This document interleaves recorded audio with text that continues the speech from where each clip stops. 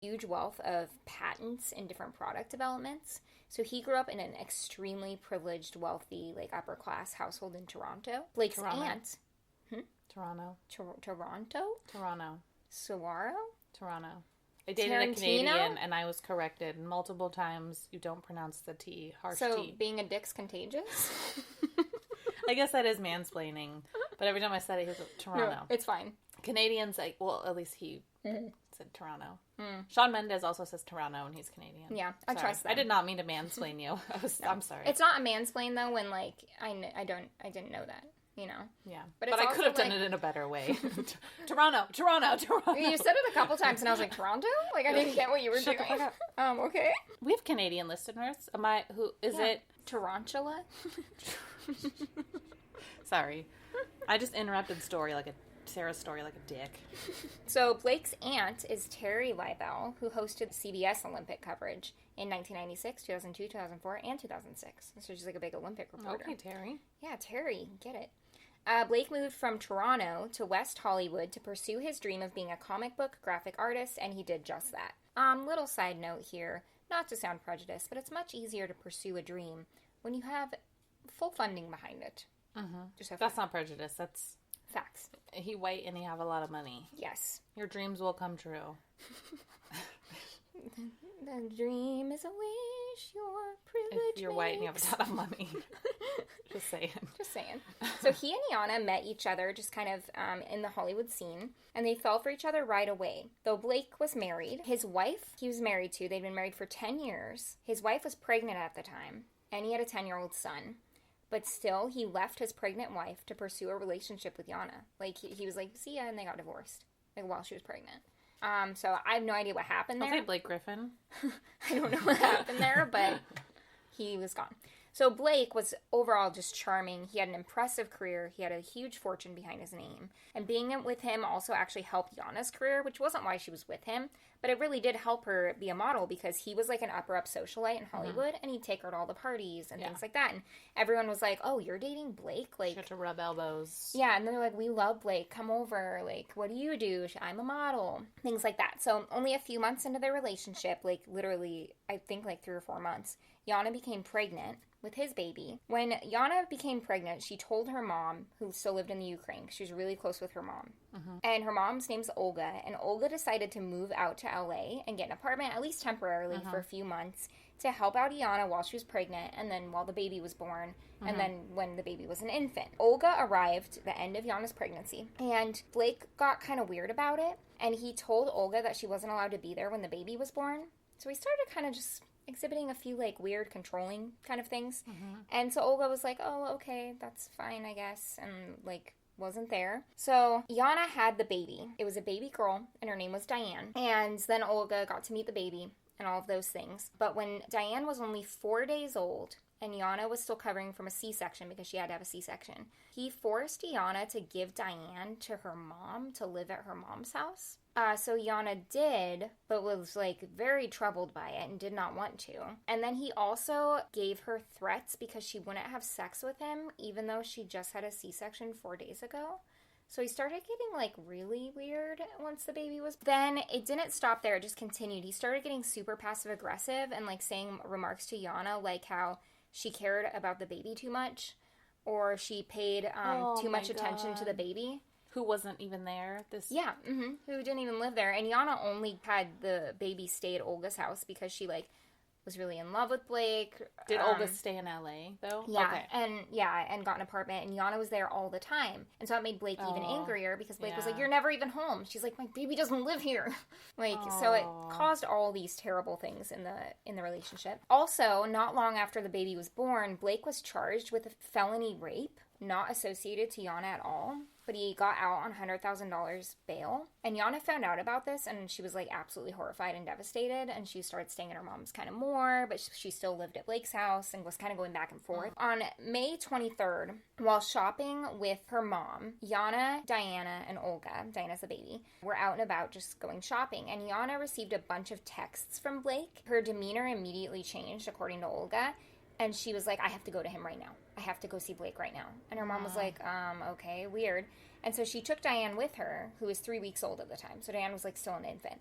And so they just left from the mall and, like, went over to go see Blake. And Olga, like, finished up her shopping and went back to her apartment, assuming that Iana would bring the baby by because the baby lived with Olga. So before we get into what happens next, I want to quickly go back in time to 2010. So to 6 years earlier. Okay. Where Blake is a graphic artist and Iana still lives in the Ukraine. And the two don't know each other. Blake wrote and illustrated his most famous piece of work, a graphic novel called Syndrome. This book is about a doctor who's trying to find the part of the brain that causes evil and remove it from people. Okay. And his test patients are beautiful women that he does these strange brain operations on. And the cover of the book is a beautiful baby doll that's been scalped on the right side. That's the book that he wrote. We'll go back to the story. I don't know if I want to. Olga got worried as night fell. 1, because Iana had left so hastily. 2, because Iana always texted her and literally she just like went silent. 3, Iana didn't tell her that she and Diana were going to be staying over there, so she expected Diana to come back, the newborn. Olga quickly had a sick feeling in the pit of her stomach, so she called the police that night that she hadn't heard from Iana at all. Police agreed to go do a welfare check. And so they went to Blake's apartment and no one answered. And so they were like, oh, they must not be home, so on and so forth. So the police left. She called again, like the next day, and they were like, oh, it's fine. And finally, like 3 days later, at 5:49, Olga called 911. And she told 911 that they needed to go get Iana, that Iana had had a C-section just 3 weeks ago, and that she had a doctor visit that she needed to go to. Like at this point, she's like, she has a doctor's appointment and she needs to go, so I don't know what's up, but she had a bad feeling, but she was like, please go get her out of that apartment, no matter what you do. So the dispatcher sent the police to do a welfare check. Well, when they went to go do this welfare check, again, they knocked on the door, nobody answered. And so they were like, no one's there. But Olga was like super persistent, and so anyways, because she hadn't heard from her in 3 days and there was a new baby involved, they decided that the police decided they were going to obtain a key from the landlord and just go in the apartment. So they get a key from the landlord.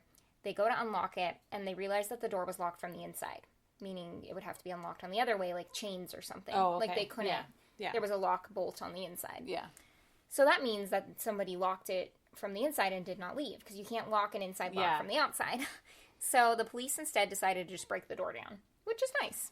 Because they know something now. Yeah, they're like, okay, there's a newborn baby. We haven't heard from her. It's locked from the inside. There could have been carbon monoxide. Like, who knows what could have happened in there. So when they opened the door, they immediately saw barricades, like furniture, just like stacked to cover the hallway. And then they moved their eyes from the barricade that was just egregious and saw like smears of blood.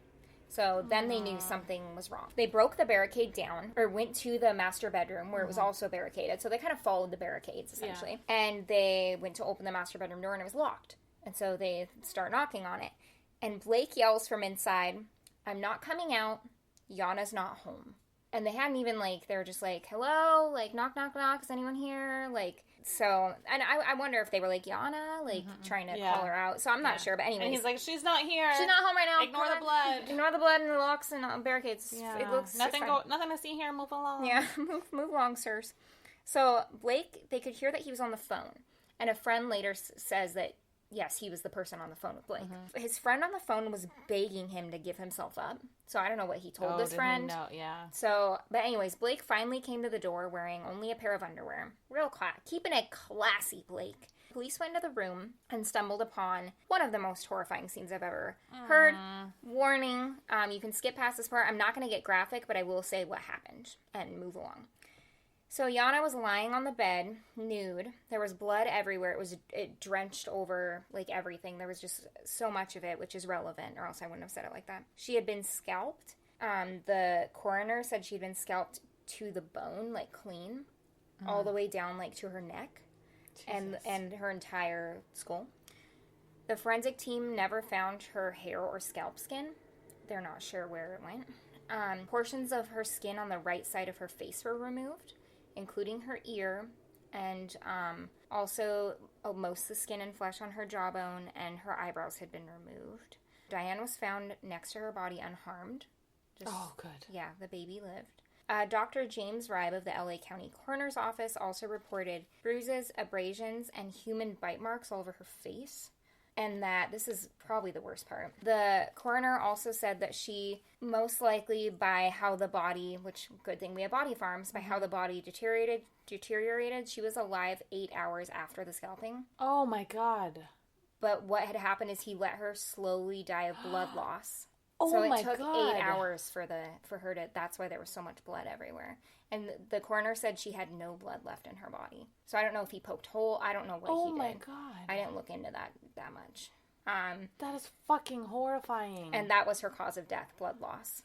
Isn't that horrible? Yeah, this might be the worst thing I've ever heard. I cannot believe that this happened and that it did not get more attention. Yeah. Or if it did, that I was asleep. I don't know. But Blake was immediately arrested and charged with first-degree murder, torture, and aggravated mayhem, which I think getting charged with mayhem is hilarious because you're just like, you are just general mayhem. I picture those commercials with the guy who, like, car insurance, and he's like, I'm mayhem. Mm-hmm. Yeah. But I feel like they charge people with mayhem when they're like, you're we don't know what the fuck else to say. Mayhem, that's... Yeah, that's ew. Your Honor, I call mayhem. Mayhem. All levels of mayhem there. So Blake's defense asked that he go under a psych evaluation to see if he was... Fuck off. to stand trial. And he was ruled competent to stand trial. Fuck you, Blake. So he stood trial in 2018. Not that long ago. Jesus. Took a long time. Turns out a razor blade was the instrument used for all the events. I don't want to say it again. Yeah. And they eventually did find her ear in the dumpster behind the apartment, along with her clothes, bloody towels, a couple other things that belonged to her, but still never her hair. In June of 2018, Blake was convicted on all charges and got life in prison without the possibility of parole. Thank Jesus. Diane stayed in Olga's care, and Olga got full custody of her and moved back to the Ukraine with her family. Iana's family sued the crap out of Blake, and Blake must now pay the Kasian family in Ukraine $41.6 million after an additional wrongful death suit was filed by the family, and Diane is 3 years old and lives in Kiev. Good. They'll have a fucking good life because of this piece of shit. Holy cow, I've never heard of that ever. When it just happened. Yeah. And you have to look. These pictures will be on our Instagram, so make sure you follow us. Not graphic, but... Not the graphic pictures. So make sure you follow us at luminolpod. That's him. After the attack. He looks crazy. I want to see her. Yeah, look up a picture of this dirtbag. He has crazy eyes. He does. One of his eyes is pointed a different direction than the other. I mean, mine gets like that sometimes. Yeah, but you're not a murderer. Yeah. He doesn't just have crazy eyes because they're pointed. He has crazy eyes because he looks like a psychopath. And then... She kind of looks like Colby Smolder? Yeah, she looks like Colby Smolder, except when she's wearing makeup. Yeah. Oops. From, because when she has dark eyes, she looks more... She does her makeup kind of Kardashian-like in her hair, but she also... She has a lot of different looks, which makes her the perfect model, because she's super versatile. Yeah. And then here's her, like, pregnant. Yeah. Aww. I just cannot believe this did not receive more attention. Probably because of who he is, honestly. Yeah, because I wonder that because he's from a very, very upper family. I imagine that his parents stopped her mom. That's horrifying. Isn't that awful? Yeah. Never heard of that. I didn't want to do it, but then at the same time I was like, why don't I know about this? And why doesn't... I don't know. Mine's a very different story. I'm glad. Yeah. Sorry I had to tell you that. I'll go get us a second beer and then we'll have a better... Not a better story, but like a better story. Yes. Okay, so I picked a beer. Well, you bought it from the store, but I picked it out of your selection. It's called Office Party. Oh, it's a holiday stout. I picked it because I feel like the party part goes with my case. Does it? Ooh. It is yeah, okay. I don't want to say. It's stout brewed with cocoa nibs, cinnamon, vanilla, and nutmeg. That sounds very, very fun. Brewed by Abita in LA. Ooh, that was a good one. I like stouts. I do too. Oh, sorry. I forgot we were recording for half a second. It smells very different than what we just had. I was about to just take a sip like we were hanging out. Oh my god, that's good. I like this a lot. Oh my god, that's so good. Good choice. Good beer buying today. Thank you. I really like that. That is, okay, if you guys like it's a stout, but it's not, I like stouts, but I don't like when they're super coffee heavy, even though I like coffee, and I don't like when they're super chocolatey. I don't love coffee in my beer. Yeah, and I don't like if they're super chocolate either. It's too sweet. This is a very mellow stout, but also very flavorful at the same time. It's delicious. Yes, I love it. This is very good. Yeah, this is a very good winter beer. It's called Office Party by Abita Brewing, and it's a limited series. So run out and get yours now. Okay, are you ready? Yes. I didn't open it because I didn't want you to see. Have you ever heard of a person called the Notorious B.I.G.?